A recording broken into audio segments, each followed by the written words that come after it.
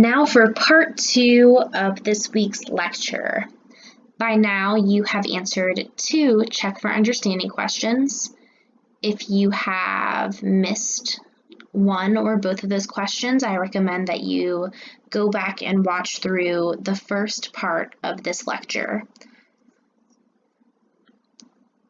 All right, now that we've talked about best practice for setting class rules, let's talk about some strategies for managing routine misbehavior within your classroom. So most minor behavioral issues can be prevented by teaching rules and explicitly letting your students know what appropriate behavior is in your classroom, by carefully structuring your classroom environment. So if you know that 2 students will talk to each other the whole class, restructure your classroom environment and move those students apart. Minor behavioral problems can be prevented by using your class time efficiently, so don't leave long periods of downtime where students can get into trouble. And also, carefully structuring your instructional activities can help prevent behavioral issues. The principle of least intervention has been lauded by many as this group of best strategies for managing routine behavior.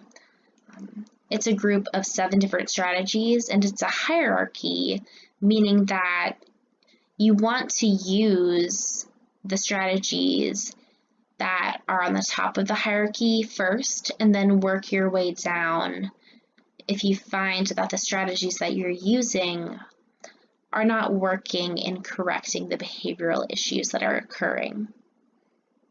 So let's go through each of these principles. Here is a chart of each of the principles or procedures used within the principle of least intervention.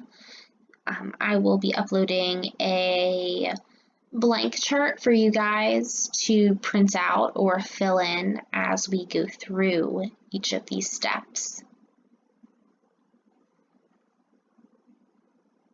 Prevention is the best form of intervention. I've said it before, I'll say it again. So the easiest behavior problems to deal with are those that never occur in the first place. How do we prevent behavioral issues?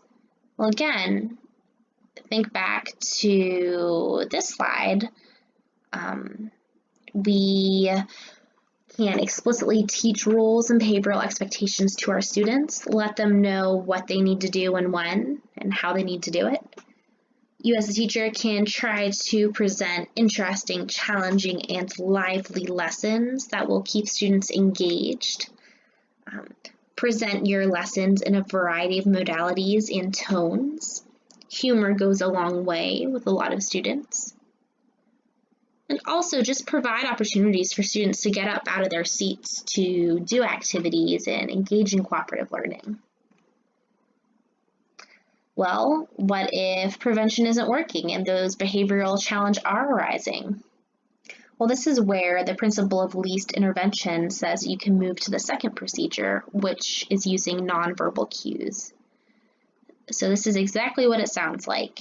You're cueing the students that's engaging in the behavioral issue, but you're not using your words. So this could be eye contact with a misbehaving student, you as the teacher just inching closer to the misbehaving student, putting a hand on their shoulder for young children, or using a behavior monitoring system for the entire class on the board.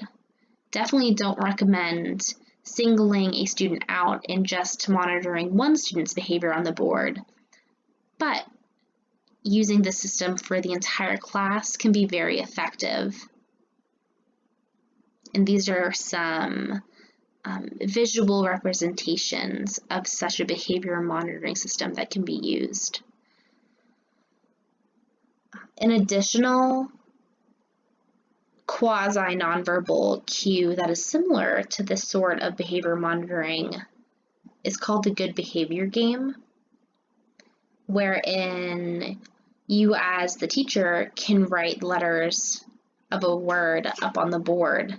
And as misbehavior occurs, you as the teacher can wipe off a letter at a time. And the idea is that if at least one part of the letter is remaining at the board at the end of the good behavior game, or the specific amount of time that you as the teacher have pre-decided, then the entire class will be rewarded for meeting their goal of good behavior.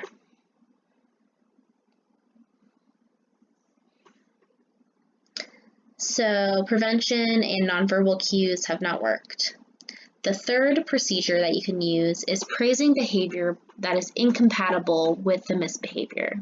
So catch your students in the act of doing right, or the act of behaving in the correct manner. Incompatible behavior is defined as behavior that is physically impossible to do while engaging in the misbehavior.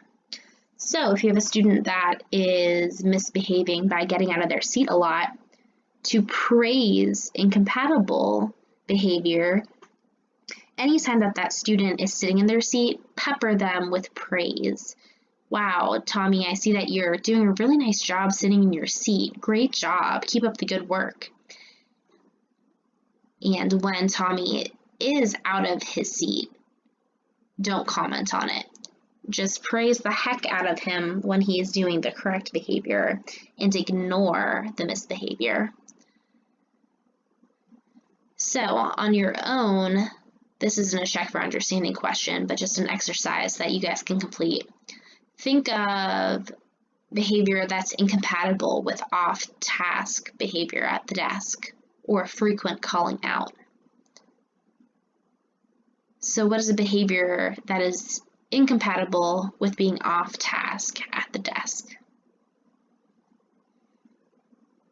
A behavior I can think of is doing work while at the desk, so praising them for being engaged in their work.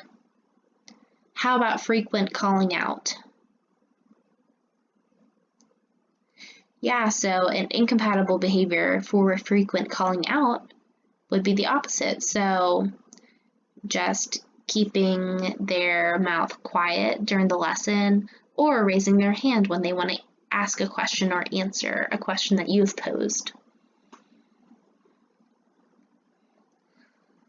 The first three procedures aren't working. What are you supposed to do? Well, the fourth step or procedure is to praise other students for engaging in the correct behavior. So when one student is engaging in an undesired behavior, but others in the class are engaging in the desired behavior, you want to praise the students engaged in the desired behavior. So if a student named Julie is frequently off task, you can say as the teacher, wow, I really like how James and Joey and Jasmine are all working quietly at their seats.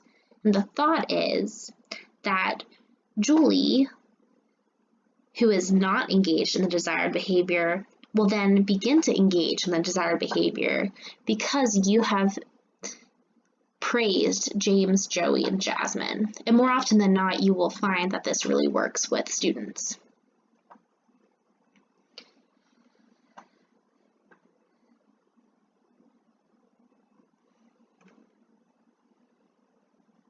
If that doesn't work, then you can move on to using verbal reminders. So this is just giving those spoken reminders to the student regarding the appropriate behavior. And this should be done immediately after the inappropriate behavior is seen by you as the teacher. And within your verbal reminder, remember to incorporate the behavior that you want to see. So explicitly tell the student what you want them to be doing.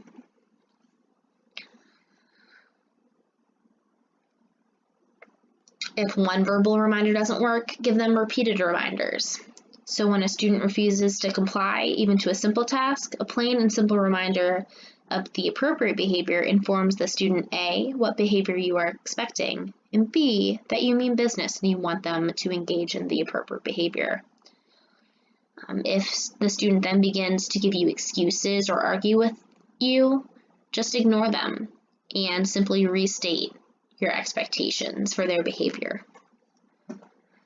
And last but not least, when all of the previous steps have been ineffective and the student is still not complying with your clearly stated and reasonable request, the final step is to pose a choice to them that they can A, either comply or B, receive a consequence. And you want to always frame consequences as a choice for the student to make, to remind the student that they do have options and a choice in the matter, and that they choose the repercussions that occur due to their behavior, because they are the master of their own destiny and they are the ones that are engaging in the behavior. When you do apply a consequence, you want to make sure that it's developmentally appropriate and that it's appropriate for the transgression that the student has engaged. You want to keep in mind the student's cognitive ability. Do they understand that you're pairing their quote-unquote bad behavior with this consequence? And if they don't understand it, how can you as a teacher help them understand or make the consequence match their level of understanding? And additionally, be aware of what they value. So when you're applying a consequence, you want to think about how it's going to affect their future behavior. Think back to behavioral learning theory and operant conditioning.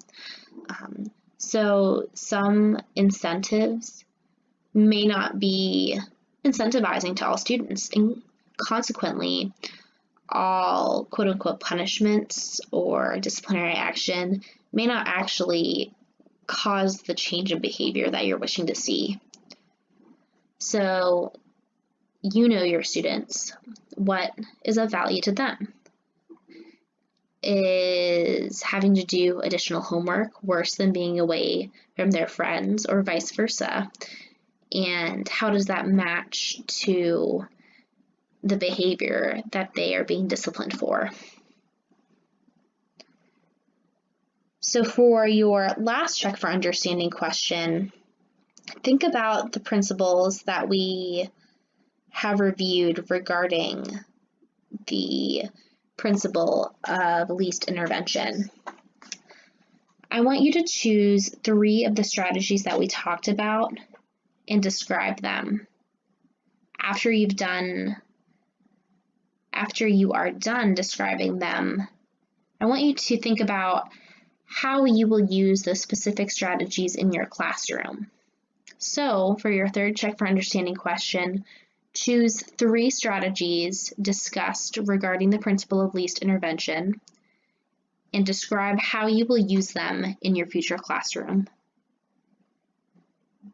And that is all for this week. Remember to complete your 3 check for understanding questions and to take quiz 3 by Saturday at 11:59 p.m.